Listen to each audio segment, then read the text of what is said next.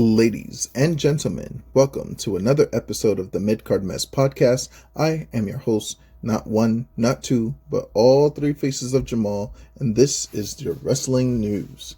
So, as I mentioned yesterday, I was going to talk about the results that happened on TNA Impact on Thursday.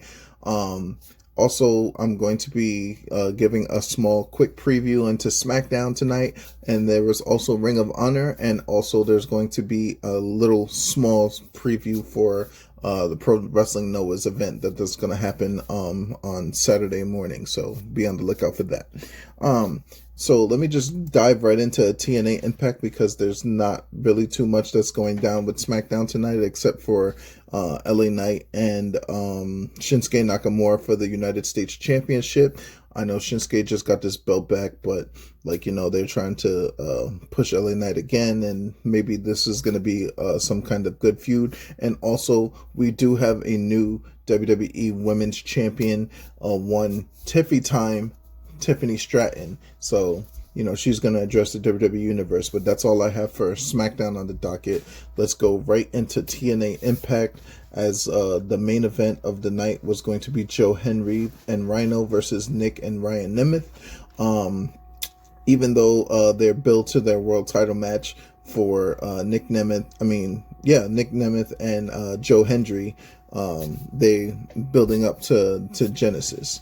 So, all right, so basically, Nemeth teamed with his brother Ryan against Henry in the headliner, and this was because, Ryan won a match against Rhino, who Rhino hit with a chair, and then they did a backstage confrontation last week, and that's going to be the end of that. So, in a gauntlet match, Mike Santana was going to face the Northern Armory, which is Josh Alexander, Judas Icarus, and Travis Williams. And then a tag team division match, it was going to be Trey Miguel and Zachary Wentz, the Rascals versus the Good Hands. After getting jumped last week by Tessa Blanchard, freaking Jordan Grace is going to share some thoughts. And then the System and will take on Eric Young and Steve Maclin and Jonathan Gresham.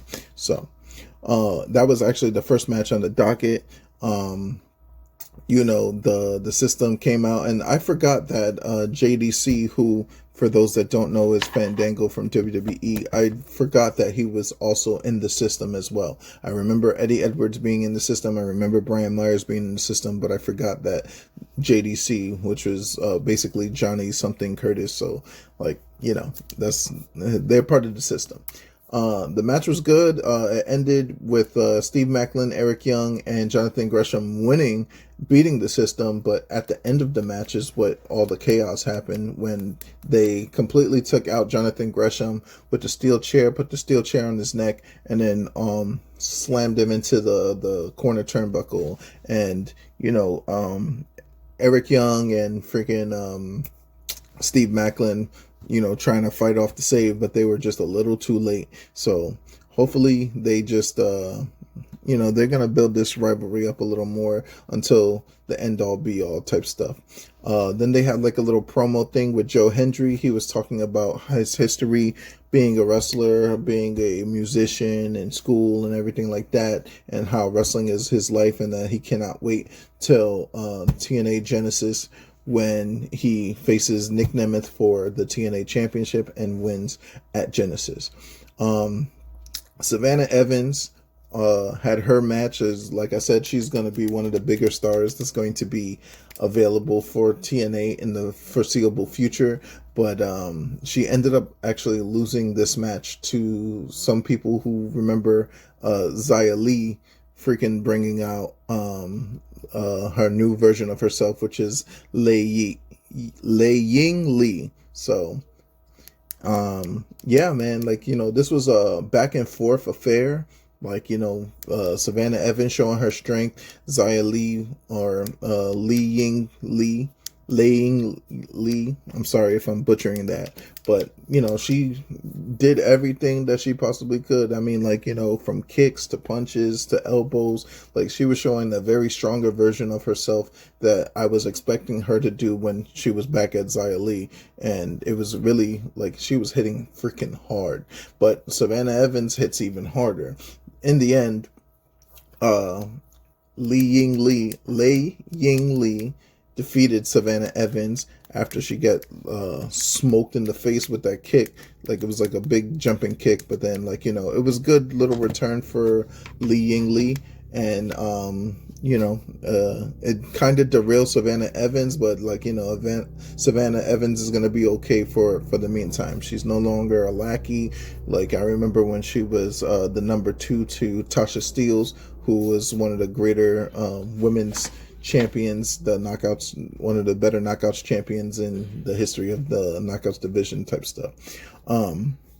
Jordan Grace then came out, but she had like a short but brief message for Tessa Blanchard, because Tessa Blanchard has been on some bullshit lately ever since she came back. She DDT'd her at Final Resolution. She came back, she beat the hell out of her last week in the main event. So like, it was basically like, craziness. Tessa, if you want to fight, let's fight. I'll be in the ring later and meet me there. That was the message that Jordan Grace sent for Tessa Blanchard. So then they had like a moment of the week, which was Kurt Angle versus Jeff Jarrett at TNA Genesis 2009. So I think that it's like kind of redundant, or not redundant, but like I think it's kind of weird that they do these type of things. Like they'll place like a match that happened in the past in the middle of a current show, because I felt like almost I was like, hey, am I watching freaking TNA Genesis 2009, or I'm watching like TNA Impact like today, like, so I was kind of perplexed and confused by that. So all right, so at the end of that, then you had Mike Santana versus the Northern Armory. He beat Judas Icarus relatively quickly, and then he had a little bit of trouble with Travis Williams, but he also came and beat Josh Alexander. But see, here's the thing about Josh Alexander. Josh Alexander came out after freaking, the win from Mike Santana, beating not only Icarus, but also Williams as well. But then, like, when Josh Alexander came out, they just beat the hell out of freaking Mike Santana. Of course, it was a disqualification. Mike Santana beats all the Northern Armory, but, it's not the way that he wanted to do it. And, yeah. So, the next thing on the docket is that you had George Iceman announce the pre-launch of the Championship Celebration of Elegance. As you know, from Final Resolution, Heather and Ash by Elegance are the TNA Knockouts Tag Team Champions. Next week, they're going to go in front of the world and then do this Championship Celebration of Elegance. Basically, he hyped up the tag champs, the TNA Knockouts Tag Team Champions to be specific, and, we'll see them next week doing some type of segment saying that we are the champions. We are the champions. All right. We go straight into the back afterwards, and then you have Raven talking with Rosemary, and Rosemary is like, telling Raven that she wants to be world champion again, but Raven is like, hey, like, he just leads her to her plane. He's like, yo, you haven't been champion in like 7, 8, 9 years. Like, what makes you think that you're ready for today? And Rosemary like puts a knife to his fucking neck and just was like, yo, you think I'm not ready for this? You think I'm not like that? And then Raven just was like, calmly, like as he is, like, quote the Raven nevermore. He just was like, look, why don't you just take Masha Slamovich into a Clockwork Orange House of Horrors match, like. And then Rosemary decided that that's a good idea. So I guess next week we're going to have a Clockwork Orange House of Fun. And yeah, that's going to be next week. The Rascals ended up defeating the Good Hands. The Good Hands came out cutting a promo. They were talking about, like, they're a great tag team and we're the Good Hands and we're just got good hands and all this other stuff like that. So, but Trey Miguel and Zachary Wetz showed why.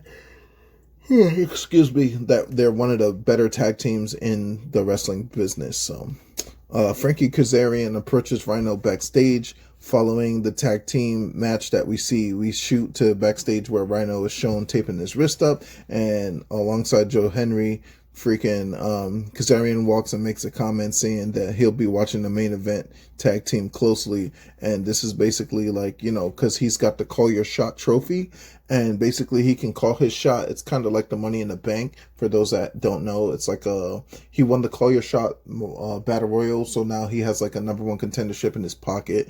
Anytime that he wants to call that shot, he can call the shot. So if, like, for example, Ryan Nemeth was hurt, then in the ring while he's in this match, then he could call his shot right there and then cancel that match and then make the match for like the world title.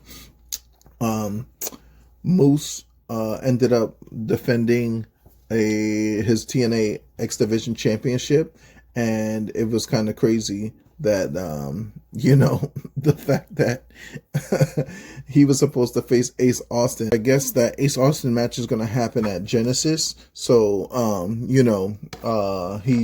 he's basically in the ring with the promo with the system, and basically Alicia Edwards is in the ring and she's screeching her voice like, "Do you want to know something?" And then Moose is in the ring with her. He boasts of being the greatest X Division champion of all time and the face of the company. He goes on and on about how he vows to debut a new X Division championship belt at Genesis.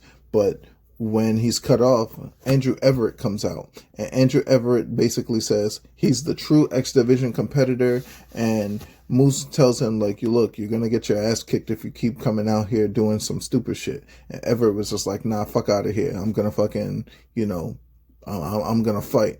And Moose just basically kicked him in the fucking face and then tells him he earned himself an impromptu X Division title match. Demands that a ref gets out there. He fucking put his, he got his bright ass yellow sneakers on and then fucking beat the hell out of fucking Andrew Everett. Easy peasy. Ace Austin's in the back looking at this, and Moose gets the win, and that's the end of that. So, it is going to be Moose versus Ace Austin at Genesis for the X Division Championship. So, hopefully that match will be something good. Tessa Blanchard and Jordynne Grace. Basically, Jordynne Grace walks to the ring. She's all business, and she's like, "Yo, Tessa, get your ass out here right now." And then, she offered the same opportunity that she offered anyone, which is to come down face to face and say it directly to her. Tessa hits the ring, but then,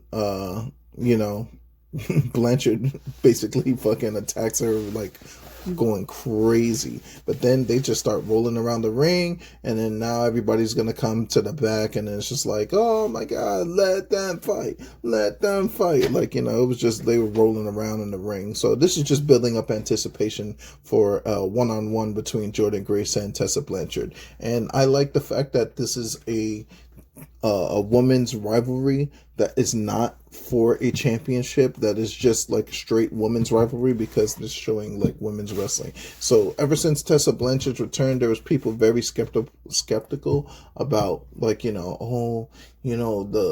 things that she's done in the past, and she might be secretly racist and all this other stuff. But as of right now, TNA is not really they're not turning a blind eye to it, but at the same time, it's you got to give some people a chance.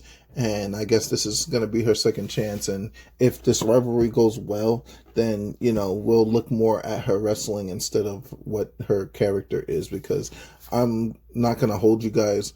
I really don't fucking jack Tessa Blanchard, the person, because I've seen her as the person. I don't really know her personally, but from based off of what I've seen on, on X, on Facebook, on, and it's not absorbing the dirt sheets and everything like that, but not everybody's wrong. Everybody's saying this, certain women wrestlers are like, yo, you fucked up, and I'm not going to forgive you for that. Maybe you should apologize. And she still hasn't apologized to this day. She claims mental health and all this other stuff, which I'm not negating, because, wrestling, pro wrestling especially, is a tough business. But at the same time, it's just some accountability is needed. So That's what I have to say about that.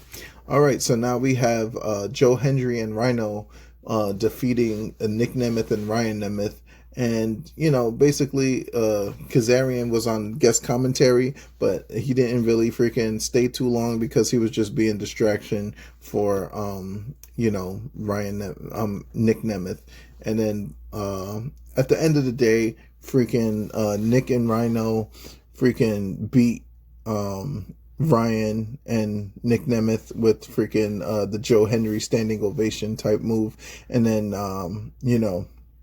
Hendry's just gaining momentum so that way they can go for Genesis. So it's crazy to see that Joe Hendry's going to get his stuff in. They promote next week, and so next week on TNA Impact, this is what we're going to be talking about sometime next week Thursday, or it's going to be next week Friday because it's going to be afterwards. So we got Trent Seven versus Leon Slater of the Good Hands. We got Laredo Kid versus Jake Something. Laredo Kid matches are always good to watch. Sami Callihan and PCO versus the Hardys. If Sami Callihan and PCO beat the Hardys, then they'll be added to that Rascals match for the Tag Team Championships. It'll be a triple threat. Eric Young and Steve Macklin versus First Class, which is AJ Francis and Casey Navarro. I'm so proud of Casey Navarro making it on television. I've watched this man before he ended up on television, so I'm really excited to see his growth and his progress. And then also the championship celebration of Elegance with Ash and Heather by Elegance. So that's going to be TNA Impact next week. We're just building up for TNA Genesis, man. I know you probably tired of me saying TNA Genesis at this point, but that's what it is. We also had Ring of Honor that was scheduled on this Thursday. And if you got a chance to watch it through Honor Club or anything like that, then, you already know the vibes. Trish Adora and Shane Taylor, or Trish Adora with Shane Taylor, defeated Harley Cameron. This was basically Shane Taylor Promotions, STP. They were doing the damn thing. So, they just made sure that the work was going for STP to build. And I can't wait to see if STP, Shane Taylor Promotions, all together. Because, the infantry, along with Lee Moriarty and Trish Adora, they're all part of STP now. And they're trying to get that foothold in Ring of Honor. Blake Christian defeated Serpentico in a freaking good little cruiserweight, light heavyweight matchup and everything like that. Beefcake Boulder defeated Griff Garrison with Cole Carter. Cole Carter is Griff Garrison's tag team partner along with Maria Kanellis. But Beefcake Boulder, formerly one of the Bear Country dudes and stuff like that, but they're not doing that gimmick anymore. It was a little fun match, kind of fun to see, but it wasn't too nothing too crazy. Billy Starks defeated Brittany Jade. This is after the final battle result where Billy Starks got respect from Athena, and basically the Ballad of Billy Starks, they were like, Billy is young, Billy is a big number minion yet trained, contacted by Athena to play her mind games. Billy can't break away. No, she can't break free. No matter how bummed about it she looks on TV. Billy's a minion and Athena don't care. Billy is a minion and Athena don't care. Billy's a minion and Athena don't care. Billy's a minion here to stay. And that was kind of like it crawled up her crawl for a little bit. But at the end of the day, it is what it is. Queen Amanita defeated Rachel Ellering in what was a good technical hard-hitting match. Rachel Ellering is known for being one of the hard hitters and stuff like that, but Queen Amanita ended up defeating Rachel Ellering, so it is what it is. They then showed a classic, similar to what TNA is doing. They showed a classic matchup for Ring of Honor. So I don't know, again, I don't know how I feel about that, watching a current product, but then they do the one match of the past, And then it's just like, am I watching freaking 2018 Ring of Honor or not? Even though 2018 Ring of Honor was great and everything like that, but like it's just, yo, like what's going on, like type shit. Oh, I mean, it was good to see Sumi Sakai, who is retiring this year, I believe, and then also like rest in peace Hana Kimura. Like, you know, it was good seeing her on television and stuff like that. But like, you know, it's showing classic matches and showing current ones. It's like, are we gonna do a classic or are we gonna show the concurrent product? MXN Collective, which is Mansoor and Mason Madden, who is Masay and Mansoor. They defeated the Dawsons, Dave and Zane Dawson. So they building momentum in the tag team division. There was a Proving Grounds match with Jasmine Howe. And Jasmine Howe was facing Red Velvet. And Red Velvet has been the Ring of Honor TV Women's Champion for about, 167 days now. And basically, she's got some good defenses and doing the damn thing as the Ring of Honor television champion. Ever since she beat Billie Stark, she's been on a roll, on a tear. So, but she's showing her true colors by cheating. She can win fair and square, but like it's just like, you know, she's been cheating lately and doing fucking some dastardly things. QT Marshall showed up talking about dodging Lexi Nair, who has a crush on him because he has to you know, he's married and everything like that, but he reminded that he's got a shot at Commander's Ring of Honor television championship, and he's going to cash it in next week to win the title. So we're going to have QT Marshall versus Commander for the ROH television title next week. Hopefully we'll see that. And then in the main event, we had Shane Taylor Promotions, which was Lee Moriarty and Shane Taylor, who I aforementioned earlier, versus the Gates of Agony, which is Bishop Khan and Toa Leona.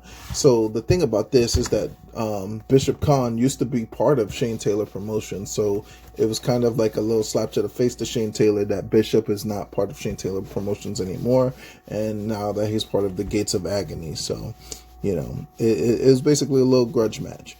The Gates of Agony basically beat Moriarty, rolled up Khan, and got the win for STP. So, yeah, ending the Gates of Agony has won like 18 matches in a row, but they got their streak ended by a fucking roll up.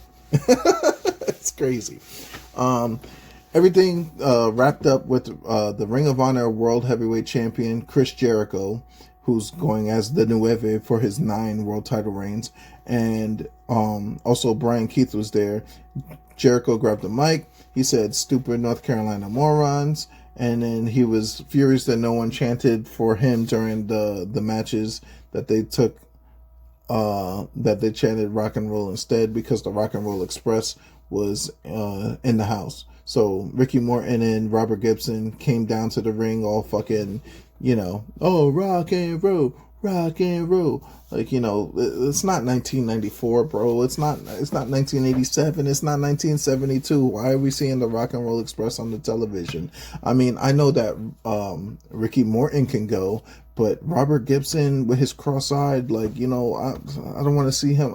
All these old ass niggas on the television. Is 2025 gonna be the year of the old niggas? Like, I don't know what we doing here, man. Like, for real, like, what are we fucking doing? Like, we're bringing old people back. The nostalgia is fading, like, for real. Like, I don't understand why I have Hulk Hogan on my television. I don't understand why I got, you know, Undertaker, Jeff Jarrett's trying to go for the world title on AEW. Now you got the Rock and Roll Express coming up on here. I mean, there's no offense to the old guys that are still killing it to this day. I look at some of the Japanese wrestlers out there, but even then, like your Tanahashis, your Shibatas, your freaking, like, you know, I'm done. Even Naito is getting old, bro. Like, you know, you don't see fucking Tenzan in the ring no more. You don't see freaking Chono in the ring, but Tatsumi Fujinami is still wrestling at the ripe age of like 60 some shit. Like, come on, pack it up. For real, just pack it up. Damn. Like, get these new stars fucking the rub, and then like build up new stars. So, yeah, Chris Jericho basically provoked Ricky Morton and Robert Gibson, and then freaking, you know, Keith and Brian Keith and freaking Chris Jericho got punched in the face and whatever not, and they grabbed the mic and then they just thanked the crowd, and then that was it. That's your Ring of Honor. So, oh man, I know that was a lot, but like I said with SmackDown's preview, we got LA Knight and Shinsuke going at it for the United States Championship, and also Tiffany Stratton doing her "I'm the Champion" address, I guess. So, got to be on the lookout for that tonight. Also, in other wrestling news, Vince McMahon looks like he's been acquitted from all his crimes. And I guess they either paid the money that they had to pay, or they fucking found a settlement, or, the shit that she was saying wasn't true. But, the accusation alone, we know Vince did it. We know we know Vince did all that shit that they accused him of. I don't care what no judge or what jury says. Like, we know that shit is yo, come on, bruh. But at the end of the day, whether he did or did not do it, he's been acquitted of it. So he's gonna be rolling around free. What does that mean for the WWE, or what does that mean for pro wrestling? I don't know. Does Vince try to do a new promotion? Does he fucking, does anybody want to go to a Vince McMahon made promotion? I don't know. Whatever have you. Also, in other news, Alexa Bliss is going to be playing in the new anime that's going to come out, dropping on Saturday, Sakamoto Days. She's going to play one of the anime characters up in there. So if you hear a familiar voice in the English dub, that's Alexa Bliss. So I'm kind of excited for Sakamoto Days before, but now I'm really excited because I want to see how she does up in there. And yeah, that is your wrestling news for Friday, January 10th, 2025. So I will definitely be talking tomorrow about Friday Night SmackDown and what has happened, and also Pro Wrestling Noah has their event coming up in the morning. It's going to be Omos is having a tag title defense on that event. So if you're looking to see what Jack Morris and Omos is gonna do, then watch some Pro Wrestling Noah. You can get it on the Wrestle Universe app, or you can just stream it online or something like that. So, all right, that's gonna be it for me. I will see you guys on the next one. We got TNA, Impact, and Ring of Honor coming on results every Friday. I'll be doing this. I'm already 10 days in. The new year started 10 days in, 10 episodes, 365, man. I'm doing it. So thank you for everybody that has supported me, that hits that like button, that likes, shares, does whatever they do with this. So, I look forward to doing the next one, and I'll be with you guys tomorrow with the same stuff. So peace.